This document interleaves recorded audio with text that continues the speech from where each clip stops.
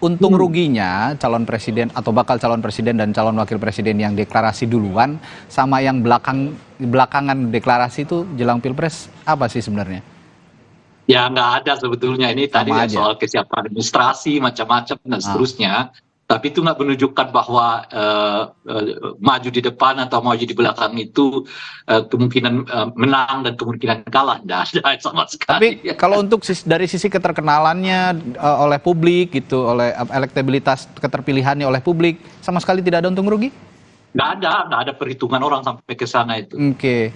Nggak Jadi ada orang karena dia mendaftar pertama kita pilih yang pertama deh gitu. Nggak ada sampai sekarang. enggak, maksudnya Nggak ada. sebelum mendaftarkan sudah deklarasi, otomatis orang juga sudah tahu, oh ini calon wakil presiden, udah satu pasang begitu. Kalau Pak Mas Ganjar dan Oh iya, Pak kalau Prabowo kan kalau itu enggak gitu. jelas, kalau itu jelas memberi efek elektoral. Makanya kan Oke. seperti kita sebutkan tadi itu, dalam 1 bulan di mana pasangannya, di mana Ganjar dan juga Pak Prabowo kelihatan sangat sibuk soal urusan siapa yang wakil presiden, Ya. khususnya terkait dengan posisi Gibran ini gitu ya. Hmm. Mereka betul-betul disebutkan dengan ketidakjelasan sikap Gibran ini gitu ya. Hmm.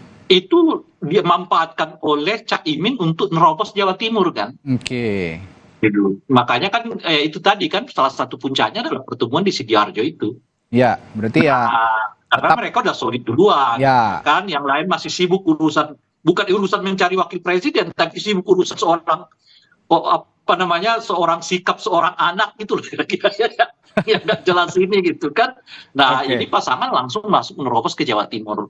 Nah oleh karena itulah saya sebutkan tadi tuh, mungkin setelah ada deklarasi terhadap siapa pasangan calon wakil presidennya Pak Ganjar, lebih khusus lagi namanya Pak Mahfud, tentu saja mereka udah mulai bisa lagi menerobos ke Jawa Timur, sehingga kemungkinan keleluasaan Anies dan Caimin yang selama ini salam 1 bulan ini terbangun untuk terobos Jawa Timur itu sedikit mulai agak tersendat gitu. Oke. Nah, saya tanya juga ke Mas Romi. Mas Romi ini sudah duluan diterobos sama pasangan Amin nih kan di Jawa Timur. Nah, sedangkan nanti yang akan dideklarasikan konon katanya ini juga tokoh Jawa Timur, tapi sudah keduluan pasangan Amin. Nanti pasangannya Mas Ganjar yang konon dari Jawa Timur ini juga bisa nyusul ya, Mas Romi? Sebenarnya kalau kita berbicara tentang efek elektoral, kan kita juga harus melihat modal dasar yang dimiliki pasangan, baik capres maupun cawapres. Karena kita tahu persis bahwa capres dan cawapres ini kan satu pasangan yang masing-masing memiliki kontribusi originalnya. Nah, kalau kita membasiskan kepada itu, baik Mas Ganjar maupun nama yang nanti akan disampaikan jam 10 oleh para ketua umum, saya yakin adalah pasangan yang memang sudah memiliki peredaran politik dan popularitas yang sangat tinggi di Indonesia. Sehingga memang meskipun baru hari ini diumumkan dan dideklarasikan nanti malam dan besok didaftarkan, tetapi itu tidak mengurangi peluang pasangan ini untuk melakukan speed up ya, percepatan dalam rangka mendapatkan rekognisi publik. Dan saya bisa pastikan bahwa memang karena di Indonesia hari ini soal integritas juga menjadi salah satu faktor penting yang menjadi pertimbangan publik untuk memilih seseorang, pasangan Ganjar dan sosok yang nantinya akan diumumkan ini akan memenuhi ekspektasi itu. Kita tahu persis betapapun masyarakat itu perilakunya macam-macam ya, tetapi tetap menghendaki pemimpin yang bersih, pemimpin yang betul-betul rakyat, pemimpin yang pasangan ini nantinya betul-betul menunjukkan kualifikasi itu untuk kebutuhan Indonesia ke depan. Baik. Sehingga kami sama sekali tidak khawatir, apalagi kalau berbicara Jawa Timur, karena kalau berbicara asal sosiologis calon wakil presiden yang nanti diumumkan untuk Mas Ganjar ini juga bukan dari etnis kecil, tapi dari etnis yang besar dan merata ketersebarannya di seluruh Indonesia, dan sangat dikenal sebagai etnis yang ulet dan memiliki jiwa entrepreneur yang tinggi. Ya, keyakinan itu yang nanti akan diyakini oleh pasangannya Mas Ganjar nanti dideklarasikan jam 10. Nah, tadi saya tertarik soal pernyataan Anda, Mas Romi. Pasangan yang akan dideklarasikan ini, nanti pasangannya Mas Ganjar ini sosok yang senior, sosok yang juga tidak muda sebenarnya, tapi bisa diyakini bisa menggait banyak suara nanti di Pilpres begitu. Nah, tapi yang ingin saya tanyakan, apakah sosok muda yang saat ini punya pemilih lebih banyak dan mayoritas begitu ya. Kalau saya tidak salah ada 50% lebih pemilih muda yang akan menjadi pemilih di Pilpres atau pemilu 2024 nanti. Nah, yang pemilih-pemilih muda ini berarti Anda melihat koalisi Anda bisa diwakili oleh sosok Mas Ganjar atau seperti apa? Iya, di dalam survei pekan lalu kan terekspos bahwa Mas Ganjar ini capres paling populer di kalangan Gen Z. Oke. Artinya persoalan kemudaan ini sudah terjawab dari survei pekan lalu. Yang kedua, dari seluruh survei itu memastikan tidak ada istilah orang muda pilih orang muda itu tidak ada. Artinya kalau kemudian ada seolah-olah kemudian preferensi politik orang muda itu kemudian akan memilih pasangan yang nantinya punya cawapres di bawah usia 40 tahun misalnya. Itu tidak betul dan secara politik sudah terbukti di banyak tempat bahwa tidak ada orang muda akan pilih orang muda. Sebagaimana juga tidak ada perempuan pasti akan pilih perempuan. Karena kalau itu dijadikan sebagai diferensiasi misalnya ya. Ya. Kemudian seorang capres memilih calon perempuan satu-satunya nih sebagai calon wakil presiden karena yang lain sudah laki-laki gitu ya. Itu juga tidak akan membuat otomatis para perempuan memilih pasangan tersebut. Oke. Nah, yang menarik juga yang saya akan tanyakan, berkali-kali kan Pak Sandiaga Uno sebagai Ketua Bapilu Partai Persatuan Pembangunan ini mengatakan siapapun nanti pendampingnya Mas Ganjar itu P3 akan tetap istiqomah gitu untuk mendukung Mas Ganjar. Tapi sepertinya kalau dilihat dari kategori Pak Sandiaga Uno ini nggak akan dipilih jadi cawapresnya Mas Ganjar nanti. Nah, suasana kebatinan dari Mas Sandi sejauh ini dan Partai Persatuan Pembangunan gimana, Mas Romi? Ya, semalaman ya, saya berkomunikasi intensif dengan Pak Sandi tentu melalui saluran telepon karena kita punya kesibukan masing-masing. Tetapi prinsipnya P3 mengusulkan Mas Ganjar ini 2 bulan lebih sebelum kita memutuskan Pak Sandi sebagai calon wakil presiden yang kita usulkan mendampingi Mas Ganjar. Dan latar belakang kita mengusulkan Mas Ganjar itu juga karena kerjasama politik P3 dengan Mas Ganjar yang sudah cukup lama.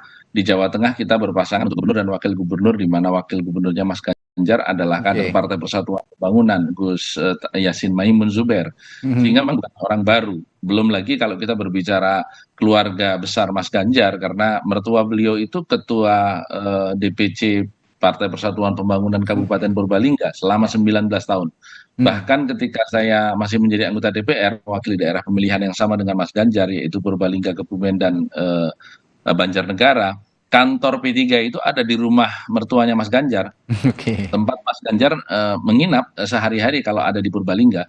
Sehingga memang ini tautan yang lama secara emosional, secara genetik maupun secara sosiologis ya, antara kami dengan Mas Ganjar. Jadi saya sejak awal mengatakan bahwa P3 memilih Mas Ganjar jauh sebelum kita menetapkan Pak Sandi. Tetapi sebagai manusia tentu kalau kemudian Mas Sandi tidak ditetapkan nanti jam 10, ya kekecewaan itu tidak mungkin tidak ada. Tetapi sejauh ini Pak Sandi memiliki semangat yang tetap untuk memenangkan pasangan ini nantinya siapapun yang diumumkan.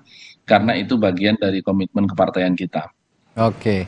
Ya, saya akan ke Bung Willy. Bung Willy, kita loncat ke pendaftaran pasangan Amin besok nih. Kita kasih bocoran dong, besok itu siapa aja yang akan hadir di sana dan berkumpul dan start dari mana nih nanti besok nih?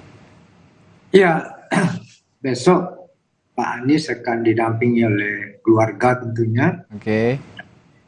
Ketua umum partai, sekjen partai, dan tentu relawan ya yang menjadi kekuatan Anies selama ini ya. Jadi kita pagi-pagi Pak Anies dan Gus Muhaimin akan meminta restu ke orang tuanya. Ini sebagai sebuah simbol bagaimana ridho Tuhan yang Maha Kuasa itu diberikan melalui orang tua, lalu kemudian safari ke kantor PKS, lalu kemudian ke DPP PKB di Cikini, habis itu baru kita main Cikini ke Gondang dia. Kita semua berangkat dari Gondangdia bersama-sama lewat Taman Suropati dan ke KPU. Jadi kita merayakan ini sebagai sebuah bentuk pesta budaya. Ada barongsai, ada teman-teman dari Papua, ada dari Betawi, dari banyak etnis ya.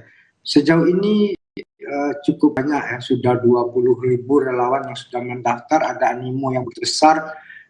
Dari Sumatera berbus-bus datang, sudah beberapa hari nginap ya di Istiqlal dan di beberapa titik yang lainnya ya, mereka memiliki antusiasme. Jadi variabel-variabel yang harus kita lihat dalam Pilpres ini semata-mata tidak hanya variabel elektoral semata-mata, tapi ada variabel kualitatif participatory voluntarism, itu yang kemudian menjadi kekuatan pasangan Amin ya. Ini yang kemudian cukup ramai kemarin berkoordinasi dengan KPU dan pihak keamanan, itu di luar partai politik 20.000 relawan akan siap, lalu kemudian partai sendiri masing-masing partai ada sekitar 5.000-an dengan pasukan baret masing-masing ya itu. Ya, kalau lihat begitu banyak nanti kata Bung Willy tadi relawan yang akan ikut mengantarkan gitu ya pasangan Amin ke KPU untuk mendaftarkan diri, itu kan sebenarnya hanya selebrasi dan melihatkan kepada publik bentuk dukungan terhadap pasangan Amin. Tapi bentuk dukungan sesungguhnya itu kan nanti masih harus kita lihat beberapa bulan ke depan menjelang pemilihan presiden. Nah, yang ingin saya tanyakan, apalagi yang akan dilakukan pasangan Amin? Kemarin gongnya sudah seperti yang Bung Rey juga sudah singgung, gongnya di Jawa Timur sudah di Sidoarjo. Setelah ini untuk meyakinkan publik, apalagi langkahnya nih pasangan Amin? Daerah mana lagi yang akan digarap? Ya, semua daerah kita garap. Indonesia ini tidak hanya beberapa simpul ya, tapi semua menjadi titik sumbu yang sangat penting bagi pasangan Amin. Semua memiliki nilai yang sama, entah itu dari Papua, entah itu di Maluku, entah itu NTT, entah itu di perbatasan Kalimantan Utara sana, entah itu di Pulau Sabang sana, semua memiliki makna yang sama. Jadi kita selama ini selalu terjebak dalam electoral base ya, tapi kita lupa bahwasanya moral dan political obligation seorang pasangan calon itu juga tidak melupakan hal seperti itu. Nah, bahwasanya inilah beda Amin dan yang lain. Kita jawab penting sebagai sebuah medan pertarungan elektoral, tapi kita memiliki pasukan relawan yang bekerja juga secara simultan. Tapi setidak-tidaknya semua harus disapa, semua harus diajak berdialog untuk kemudian tidak ada yang merasa ditinggalkan, tidak ada yang merasa dianaktirikan. Jangan lain berbicara keseimbangan, keadilan, tapi faktanya juga dilupakan. Nah, konteks ini seperti ini menjadi sangat krusial, Bung Radi, bahwasanya strateginya di pasangan Amin itu cuma satu, menang pemilu, dan taktiknya kami akan cacah dalam konteks bagaimana semua pihak terlibat, semua kelompok memiliki ekspresi masing-masing. Ya. Jadi semua kita sapa tanpa ada yang ditinggalkan. Saya tertarik Bung Willy dengan romantisme Pak Anies Baswedan dengan Pilkada DKI. Ketika ditanya soal elektabilitas, Mas Anies ini selalu mengatakan waktu di DKI juga kan kita tidak pernah menjadi yang teratas begitu dalam hasil survei. Tapi buktinya menang. Nah, romantisme itu selalu dibawa, narasi itu selalu dibawa dalam setiap kesempatan begitu ditanya soal elektabilitas. Itu bukan romantisme, bukan. Itu jadi menurut anda apa itu? Ini yang saya ingin tanyakan. Itu best optimisme. Practice. Bukan. Anda harus bedakan, Bung Radi, romantisme dengan best practice. Itu dua hal yang sangat berbeda secara preferensi politik. Jadi, dan itu yang harus dilihat. Kalau Anda ingin kita objektif, siapa sih faktor pembeda di Pilpres ini? Cuma Anies Baswedan. Yang mengusung perubahan, dan 82% rakyat Indonesia menginginkan perubahan, dan itu simbolnya ada pada pasangan Anies Baswedan dan Muhaimin Iskandar. Ini yang menjadi optimisme kami mengusung ini. Jadi kita lihat saja, prinsipnya kita berlaga dengan penuh kedewasaan, riang gembira, tidak dengan politik kebencian. Karena apa? Yang menjadi problem kita selama ini adalah politik kebencian, di mana satu dan lainnya saling goreng-menggoreng. Kita siapapun mereka yang berkontestasi, artinya mereka memiliki will to sacrifice untuk negara dan bangsanya, untuk masyarakatnya. Jadi itulah yang kemudian harus kita hormati. Pilihan boleh berbeda dan hukum sunatullah di dalam kontestasi ya berbeda ya. Nah, itu nggak bisa kita generalisasi. Tugasnya nanti setelah ada yang menang, baru kemudian bersama-sama mengakui kemenangan ataupun kekalahan, lalu kemudian kita berbicara next step, gitu Bung Radi. Oke. Kita juga harus sama-sama hargai upaya pasangan Amin ini juga, meskipun sekarang gapnya masih lumayan jauh gitu ya di berbagai hasil survei, tapi ya kerja-kerja nyata di lapangan kita juga harus apresiasi. Bahkan terakhir juga belusukan di berbagai daerah selalu bareng gitu ya, pasangan Amin ini tampil bareng untuk sama-sama menguatkan lagi elektabilitas. Nah, saya ke Bung Romi sebelum ke Bung Ray Rangkuti. Bung Romi, ini kan Mas Romi sudah nanti hari ini deklarasi bakal cawapres. Kira-kira kapan daftarnya nanti ke KPU? Insya Allah besok. Langsung ya? Betul. Oke, langsung daftar ke KPU. Berarti jamnya, sebab bisa bentrok dengan. Nah, jangan sampai bentrok kalau pasangan Amin besok jam 8, pasangan Ganjar dan sosok yang masih misterius ini jam berapa Mas Romi? Sesudahnya. Wah, luar biasa. Jadi besok ada 2 peristiwa penting, saudara, yang akan kita saksikan. Ada 2 pasangan bakal capres-cawapres yang akan mendaftarkan diri ke KPU. Nah, terakhir ke Bung Ray. Bung Ray, kita tadi sudah bicara pasangan Amin, pasangan Ganjar yang juga akan mendeklarasikan cawapresnya hari ini, begitu ya. Ada satu lagi pasangan Pak Prabowo Subianto yang juga belum punya pasangan. Tapi ya ini menarik ketika mereka berdua, pasangan Amin dan pasangan Mas Ganjar ini nanti bertarung. Tadi sudah kita lihat bertarungnya di ranah publik Nahdien di Jawa Timur. Pak Prabowo akan ikut nyemplung juga di situ kira-kira menurut Anda? Tidak bisa diabaikan Jawa Timur itu. Dengan sendirinya ya itu harus dilirik, dipastikan. Kalaupun mungkin tidak bisa menguasai secara total ya Jawa Timur itu setidaknya bisa membelahnya gitu. Itu sebab suara Jawa Timur itu kita dapat 20% aja udah luar biasa gitu. 25% aja udah luar biasa gitu. Oleh karena itu tetap Jawa Timur ini cari pemilih yang harus dikuasai juga, harus diterjunin juga. Maka faktor-faktor simbolik terkait dengan Jawa Timur ini harus tetap diperhitungkan juga untuk memilih siapa kira-kira yang bakal calon wakil presidennya bagi Pak Prabowo gitu. Artinya calon wakil presiden juga orang yang bisalah diterima kalangan di pemilih Jawa Timur. Mengingat itu tadi, kalau Jawa Tengah simbol Pak Prabowo sendiri udah cukup kuat ya. Jadi di Jawa Barat gitu. Nah di Jawa Tengahnya nanti siapa? Mungkin melalui siapa begitu. Di Jawa Timur juga begitu gitu. Saya kira tetap harus diperhitungkan. Mungkin karena itulah itu terkesan sekarang justru Pak Prabowo agak kesulitan memilih calon wakil presidennya. Karena apa gitu ya? Karena pertimbangan-pertimbangan yang kita sebutkan itu tadi gitu. Padahal bayangan kita setelah putusan MK diputuskan sejatinya udah kebayang tuh siapa yang akan jadi calon wakil presidennya Pak Prabowo gitu. Ternyata ya perkembangan politik dalam 2-3 hari belakangan ini menghajatkan skema yang lain, mungkin peta yang lain tuh dalam bahasa yang lain. Kalau sampai tanggal 19 ya Pak Prabowo belum juga menetapkan siapa calon wakil presidennya, itu artinya di dalam lagi riuh lah itu siapa yang kira-kira cocok dijadikan sebagai calon wakil presiden. Dan dengan begitu nama yang digadang-gadang sebelumnya namanya Pak Bung Gibran mungkin juga tidak semulus yang dibayangkan. Oke, jadi kayaknya bukan Gibran kalau melihat Anda, menurut Anda melihatnya bukan Gibran, karena kalau untuk berperang di ranah Nahdien sepertinya agak sulit kalau Mas Gibran nih.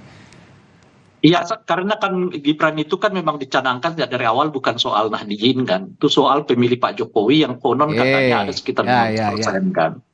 Itu jadi itu bisa cukup menutupi lah misalnya soal kekosongan di wilayah Jawa Timur gitu. Nah cuma yang saya mau katakan itu melihat 2-3 hari ini perkembangannya ya mungkin ada pertimbangan lain lagi nih di lingkungan Pak Prabowo. Itu makanya saya mengatakan jika sampai besok tanggal 19 belum ada juga kesulitan penetapan siapa bakal calon wakil presidennya Pak Prabowo, itu menunjukkan ada kerumitan khusus untuk menetapkan siapa calon wakil presiden ini.